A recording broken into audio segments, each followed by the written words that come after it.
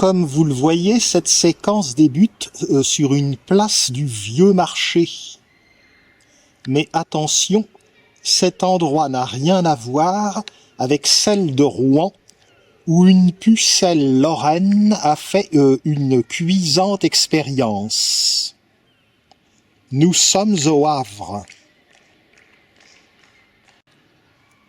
La place du Vieux Marché du Havre communique avec la rue de Paris, que vous voyez au fond, par une ouverture dans cette barre d'immeubles de l'architecture Perret. C'est la 3e fois que je vais filmer un muséum d'histoire naturelle, après celui de Rouen et celui de Sofia, en Bulgarie, qui tous les deux sont délicieusement surannés. La tour Alta, là-bas. Il y a encore dans ce secteur quelques immeubles qui ont échappé au bombardement de 1944.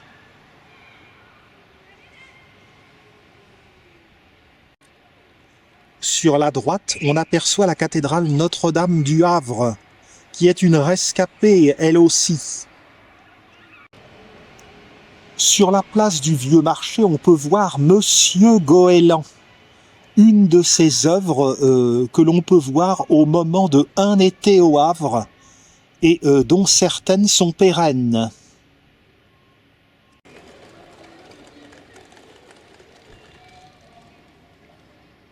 Le bâtiment du musée est en style néoclassique et il date de 1760, sous le règne de Louis XV.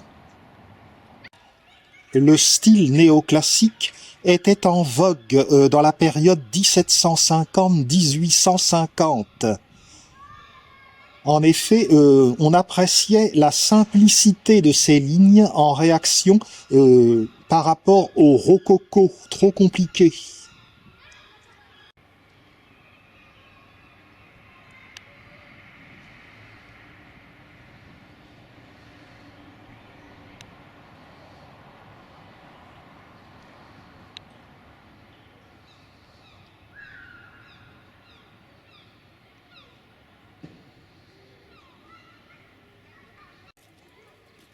Ce bâtiment, qui date donc de l'Ancien Régime, a d'abord servi à abriter les services juridictionnels du Havre. Depuis 1875, il abrite le Muséum d'histoire naturelle. Il est organisé sur 2 niveaux et offre 9 travées, avec une balustrade au sommet. On remarque les bossages en façade. Le fronton est un peu abîmé, mais il faut dire que le bâtiment a quand même dû souffrir des bombardements de septembre 1944, même s'il nous est parvenu au final.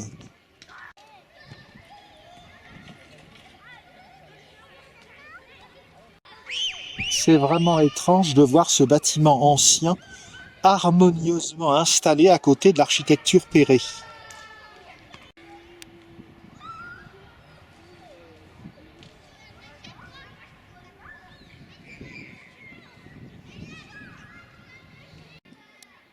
Un petit araucaria de l'euphorbe qui verdoie.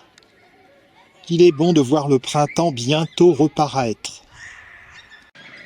Je tourne autour de l'édifice, par la rue Jean Massé.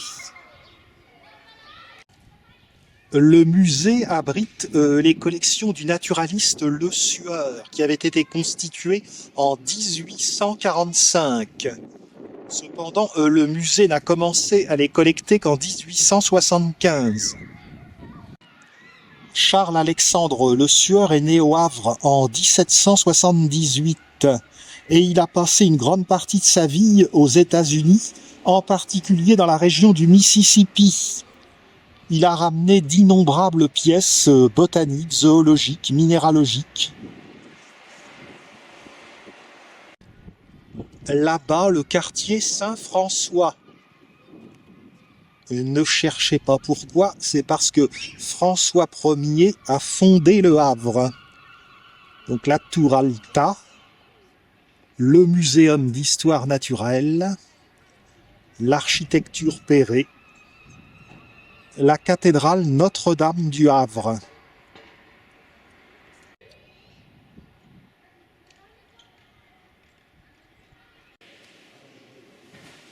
Vous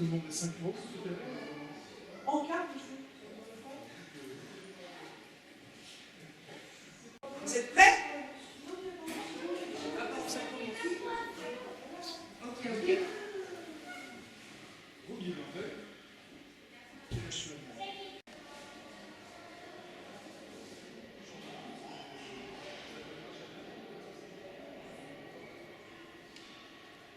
Bel escalier en arrivant.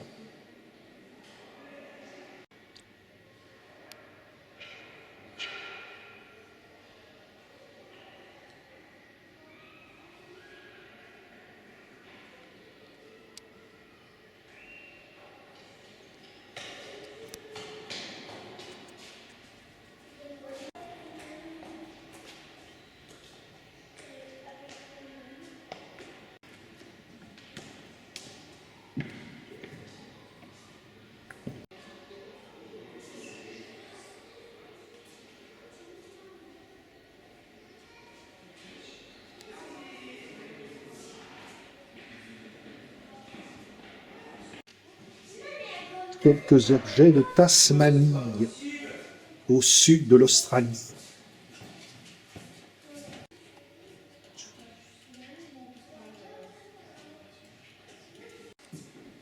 Cette fresque nous enseigne l'évolution du Muséum d'histoire naturelle du Havre. Et voici le fameux Charles-Alexandre Le Sueur, le fondateur dont je vous ai parlé. Il avait effectué, d'après ses observations, de nombreux dessins. Avant que le muséum ne s'installe ici, voici le musée-bibliothèque tel qu'il était en 1838. Gustave Lénier a pris sa suite. Il a été directeur du muséum de 1859 à 1905. Adrien Loire a dirigé le muséum de 1910 à 1939. Il était spécialisé en bactériologie. Et il faut bien ça pour observer les bactéries.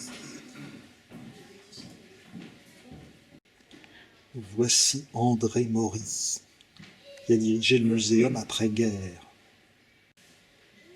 Comme on le voit, les bombardements britanniques de septembre 1944 ont tout de même beaucoup abîmé le monument, dont les collections cependant avaient été mises à l'abri dès 1941-1942, heureusement.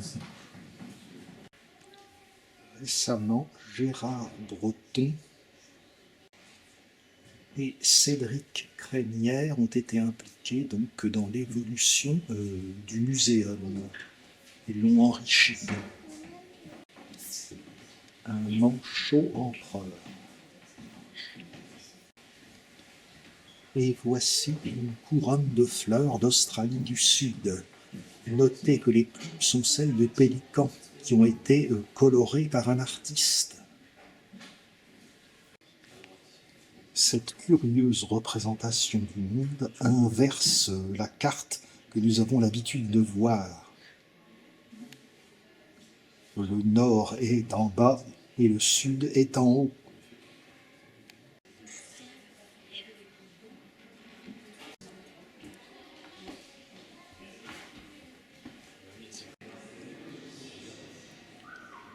Le musée rassemble tous les suffrages, celui de Matisse en tout cas.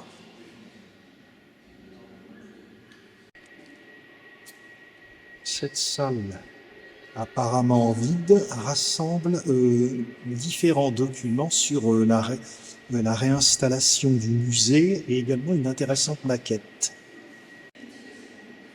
Toute la restauration est présentée sous forme de bande dessinée, ce qui a un aspect plus attrayant pour les enfants et pour les plus grands. puisque je vous rappelle que les bandes dessinées peuvent être lues de 7 à 77 ans.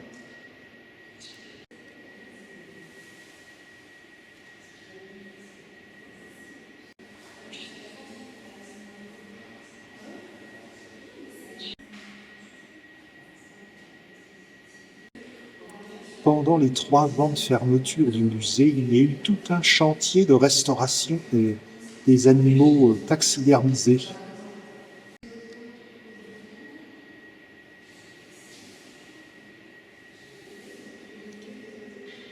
Et si je léguais mon corps au musée pour me faire empailler?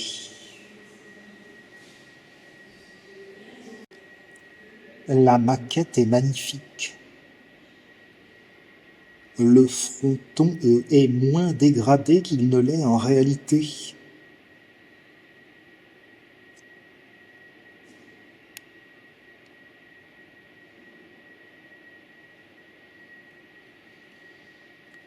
Les bossages sont particulièrement apparents.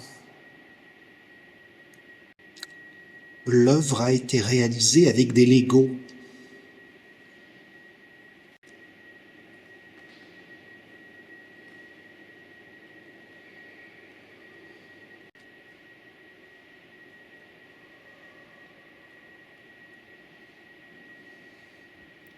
Apparemment, maintenant, il y a plus que 2 niveaux.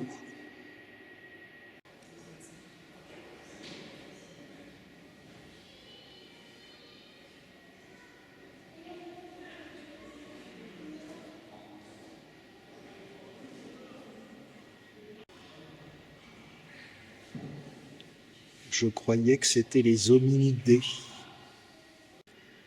Je reprends l'escalier et cette fois-ci donc je monte à ce niveau. Les œuvres de tout à l'heure, revues sous un autre angle.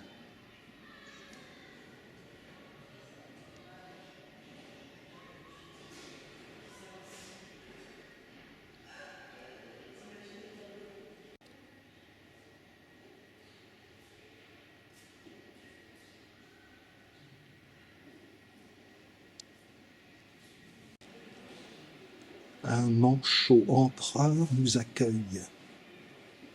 Ça tombe bien, être accueilli par un empereur, ça n'est pas donné à tout le monde. Tamarin lion à tête dorée. C'est une espèce du Brésil. Ce kangourou gris nous montre que l'Australie est vraiment bien représentée ici.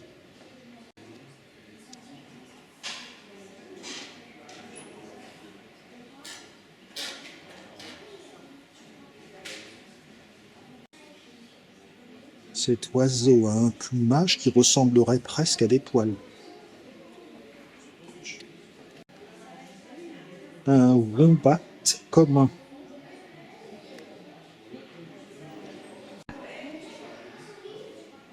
Et là, un animal très apprécié des enfants.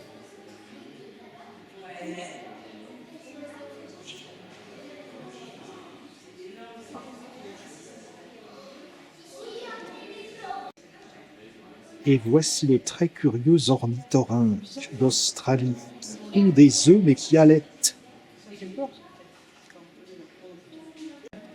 Et voici l'équidné de Bruine, qui vit en Nouvelle-Guinée. Ce singe, c'est un collobe Vereza. En principe, il vit au Kenya. Mais en fait, il vivait au parc zoologique Cerza, à Hermival-les-Vaux, dans le Calvados. Il est mort en 2013 et donc on l'a empaillé. Autre animal du Kenya, un superbe zèbre. Zèbre de Grévy.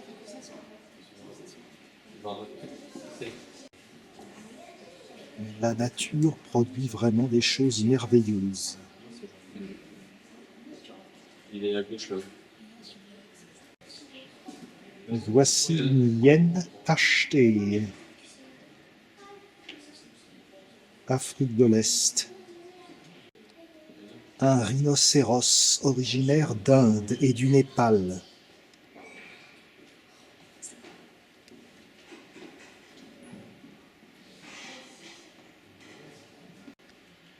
on remarquera qu'il manque sa corne à l'animal, qui est en fait braconné pour cette raison, car la médecine traditionnelle chinoise utilise de la poudre de corne de rhinocéros, même si aucune étude pharmacologique sérieuse n'a pu prouver une quelconque activité thérapeutique. Tout réside dans des croyances. Des taupes d'Europe se sont glissées au milieu de ces espèces exotiques. Voici un oryctérope du Cap, qui est insectivore. Les pattes avant ont la forme de pelle, ce qui lui permet de creuser dans des fourmilières, et avec sa langue, il avale tous les insectes, toutes les fourmis, pour s'en nourrir. Et voici un malgache, le makikata. Malgache, donc originaire de Madagascar. J'ai parlé de taupe d'Europe tout à l'heure, mais c'est la noire qui est une taupe d'Europe. La blanche est un Ijari, originaire d'Australie là encore. Et c'est un marsupial, s'il vous plaît. Aux Caraïbes et en Amérique du Sud, le fourmilier à collier, lui aussi, mène la vie dure aux insectes, fourmis, termites. L'ours polaire peut peser jusqu'à 800 kg.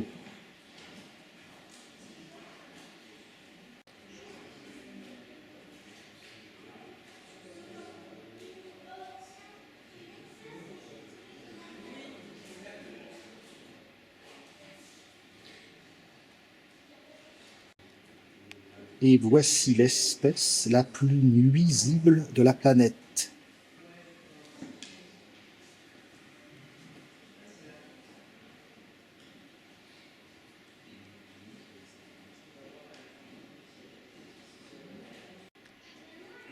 Un paresseux à deux doigts d'Amérique du Sud. Des marmottes des Alpes.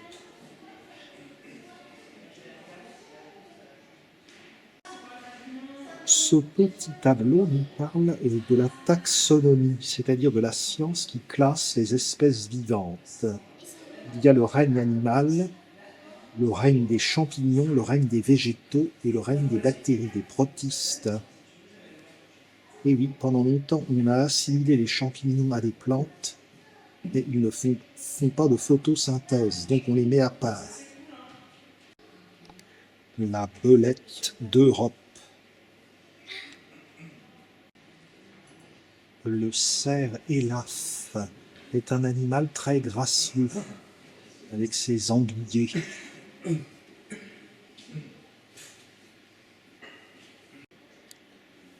Et voilà la chauve-souris géante d'Inde. Un animal que je n'apprécie pas beaucoup, car j'ai ouï dire que ces animaux peuvent transmettre la rage. Quelques animaux monstrueux. Ici, un porcelet. Et là, un agneau tout à fait bizarre.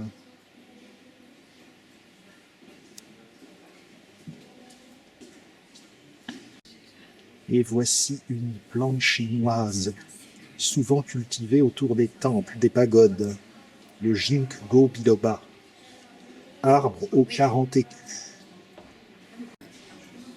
Une espèce voisine s'est retrouvée fossilisée.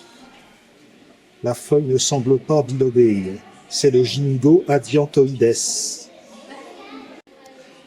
Et voici une libellule dont l'aspect n'est pas vraiment engageant.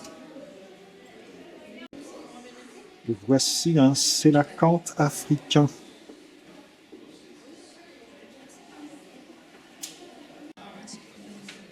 Ce nautile flammé a une belle décoration.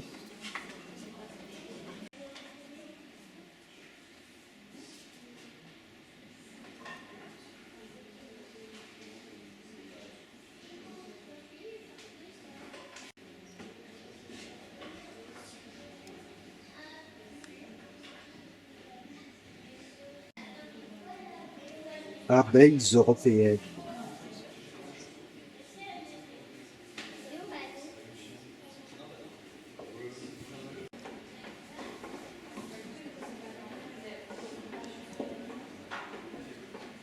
Moi qui suis Scorpion, ascendant Scorpion, et en plus du signe astrologique chinois du serpent.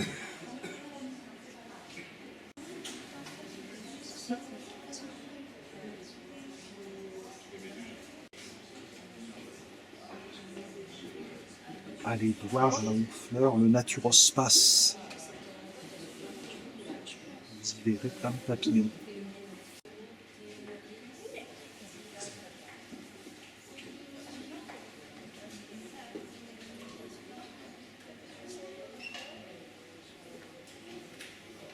Quand on pense qu'on les mange grillés au Cambodge,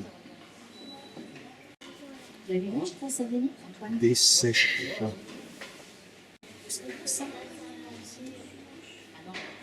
Voilà qui me rappelle le Nausicaa à Boulogne-sur-Mer.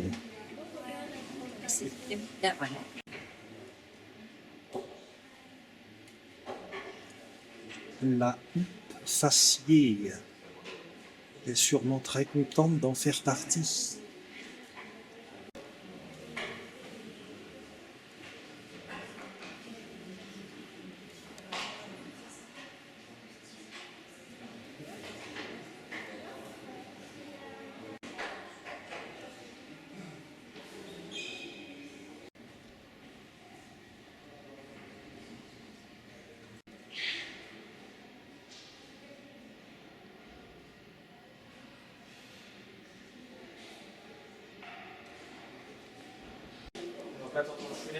Ce petit panneau montre la vie du fondateur du musée, qui a vécu en France, mais également en Amérique et en Australie. Et comme je l'ai dit, il a réalisé de nombreuses aquarelles et dessins des curiosités biologiques. En 1800, Charles-Alexandre Le Sueur a embarqué à bord de ce bateau, le Géographe. L'expédition a été commandée par le consul Bonaparte. L'autre bateau affrété était le Naturaliste. Cette salle montre un certain nombre de dessins, une vingtaine, parmi les milliers conçus par Charles-Alexandre Le Sueur.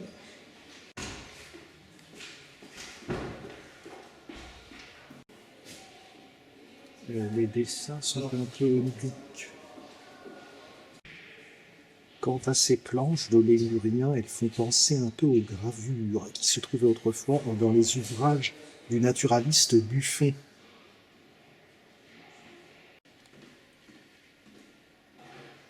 Dessin de New Harmony dans l'Indiana. Un autre dessin, cette fois-ci de Philadelphie en Pennsylvanie. Les côtes de Tasmanie. Voici des marsupiaux qu'on croirait être des kangourous, mais la pancarte porte le nom de Padémélontilogale. Sur ce dessin, les deux bateaux dont je vous ai parlé tout à l'heure, le Géographe et le Naturaliste, embarqués donc sur ordre du consul Bonaparte, plus tard Napoléon Ier.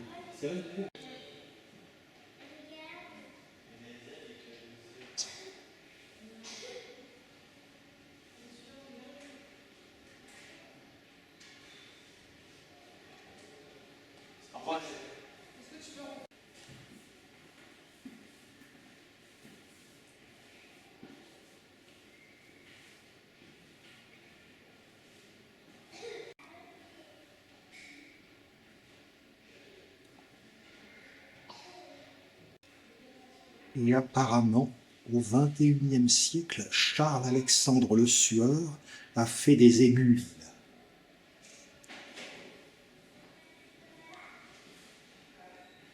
Celle-ci me semble particulièrement réussie.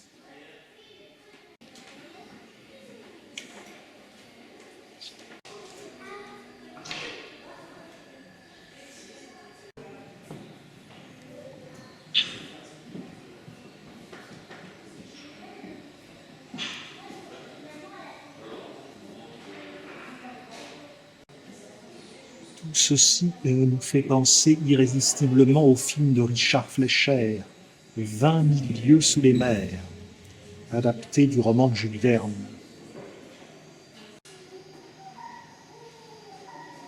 Des fossiles que l'on peut trouver également, mais peut-être pas de cette taille, à Villers-sur-Mer, dans le Calvados, au niveau de la falaise des Vaches Noires.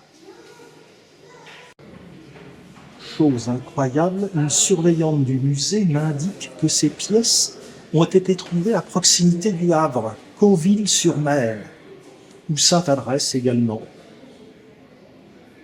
J'étais loin de me douter qu'on trouvait des trucs pareils dans nos falaises, du moins de cette taille. Cet être vivant est donc une ammonite et il se développe dans une coquille appelée le phragmocone. Tout au long de sa vie, il forme de nouvelles loges, séparées par des cloisons. On va voir la suite.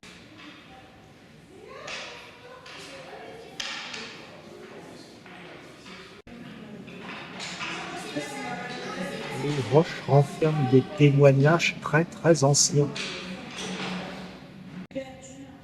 Ces témoignages me font penser à l'ambre, que l'on trouve par exemple dans les régions baltiques et qui renferment parfois des cadavres d'insectes, de moustiques.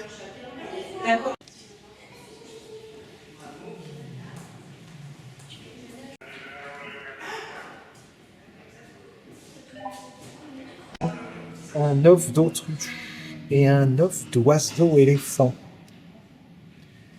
Et là, un œuf de dinosaure.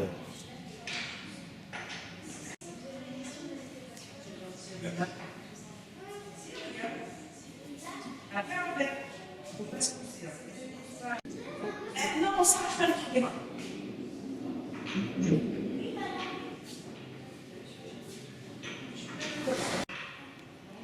Il n'y a pas que les animaux qui ont été piégés, il y a également les plantes.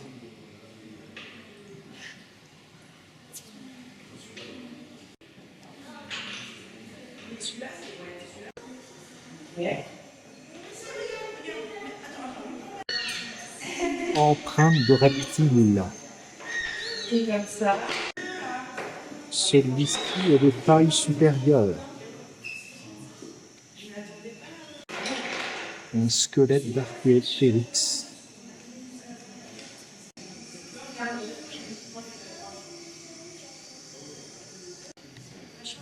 Le cap de la Nève est tout proche, à Sainte-Adresse.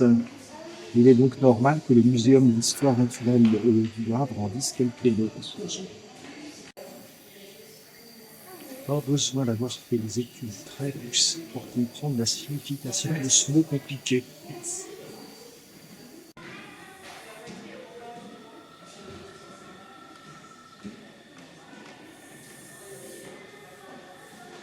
Reptile volant.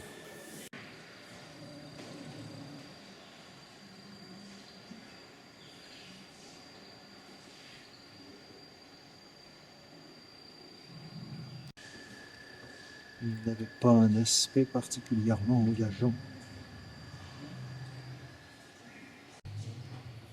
Et on ne les aurait pas pris comme animaux de compagnie.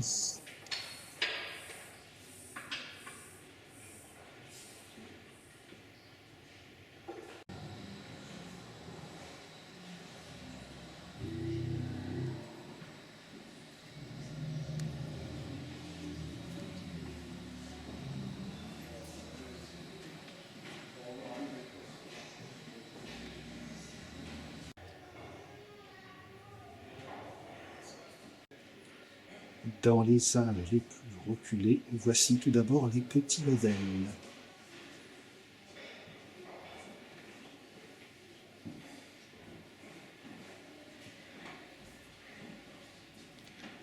L'évolution amène des cerveaux plus puissants qu'il faut bien protéger et contenir.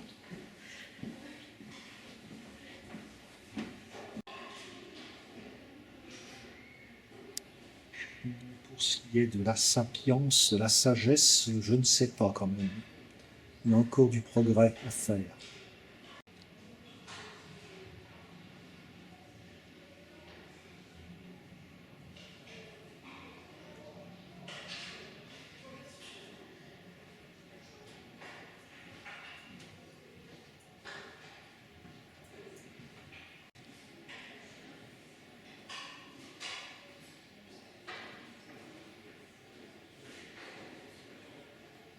Bon, ça me rassure. J'ai fait 1,88 m, j'ai donc dépassé le stade néandertal.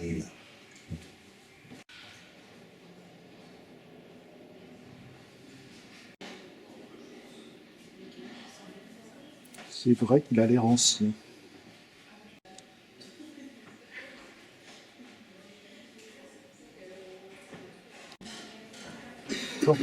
Floride. Les communs. Crocodile nain. Mâchoire d'ours des cavernes. Tortue étoilée de Madagascar. Cet adax a un œil bien doux, mais son contact n'est pas forcément doux. Pandarou.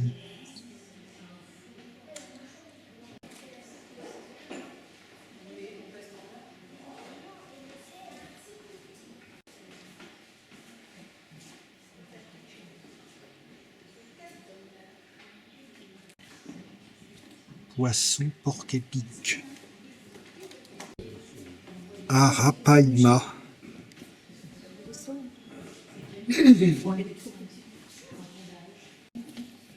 Torpille marbrée. Ça, c'est un Des cornes géants, qui n'en sont pas moins très petits. Long, on croirait la peau d'un lézard. Grand brochet. Étoile poussin.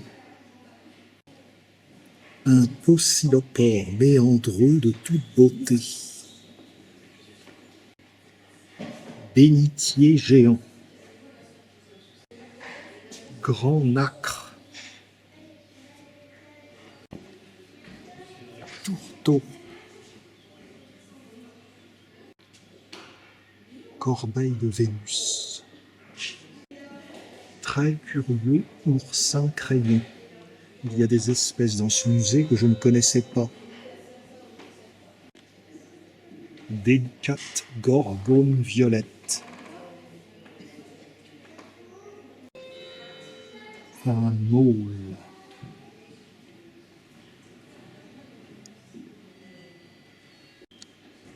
Un requin marteau.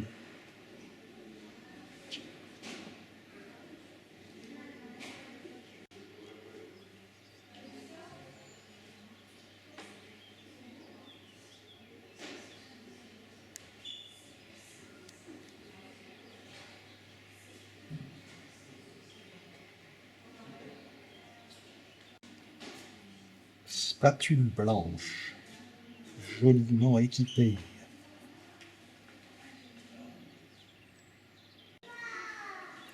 Courlis cendré.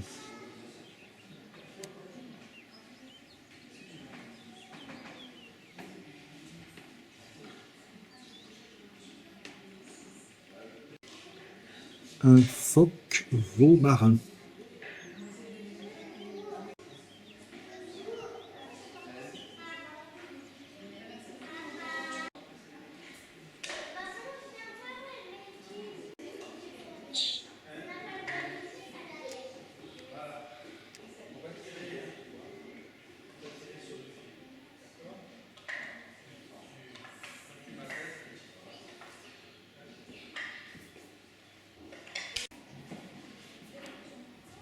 Python birman.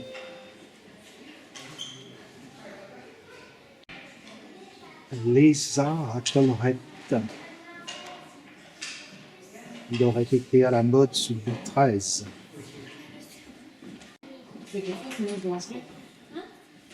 Et bouge pas, parce que c'est pas touché.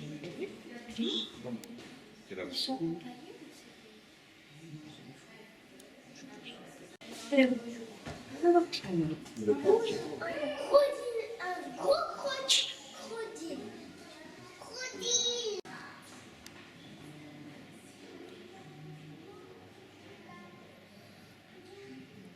J'espère qu'on retrouvera son propriétaire.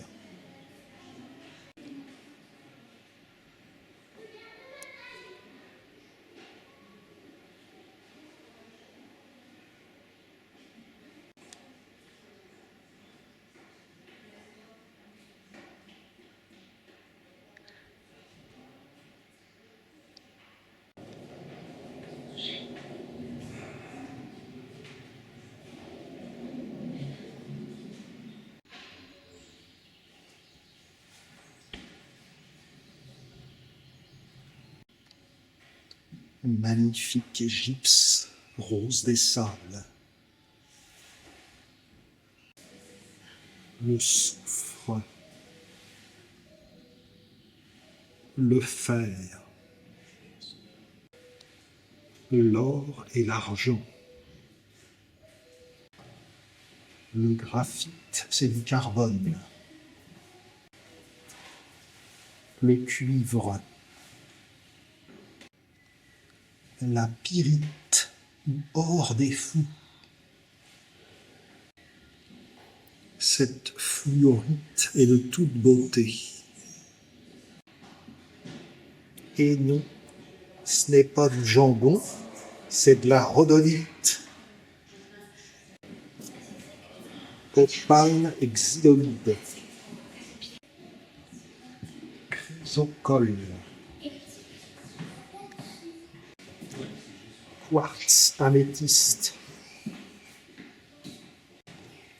Quartz rose. Quartz fumé. Calcédoine.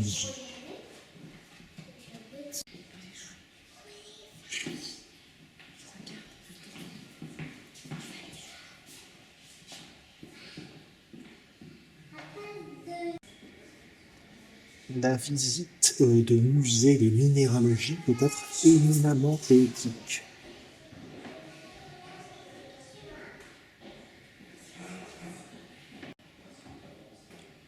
Pour répondre à votre question, que vous vous êtes certainement posée, c'est un gypse fer de lance. Ici de la calcite. Azurite. Arytine, très curieuse avec son aspect feuilleté. Porphyre. La fameuse galène.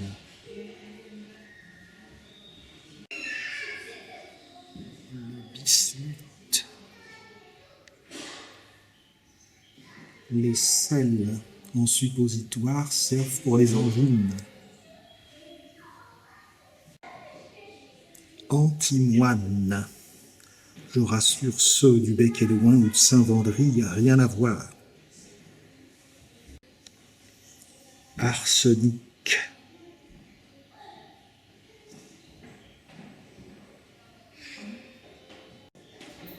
J'ai parlé tout à l'heure de la pyrite et j'ai dit que c'était l'or des fous. En effet, sa ressemblance avec des pépites d'or a fait croire à un certain nombre de prospecteurs qu'ils avaient fait fortune, mais elle ne vaut rien. Corindon. Un dernier pour la route, une turquoise. La forêt normande, en fait, est un espace de jeu destiné aux enfants. Voici une très belle, très intéressante redécouverte. Je suis bien content d'avoir visité pour la seconde fois ce musée. Venez en nombre, amenez les enfants. Ça n'est pas trop long, ça évitera de les lasser et il y a beaucoup d'activités ludiques. À très bientôt pour une prochaine séquence. Là, tu dis 1, 2, 3, go.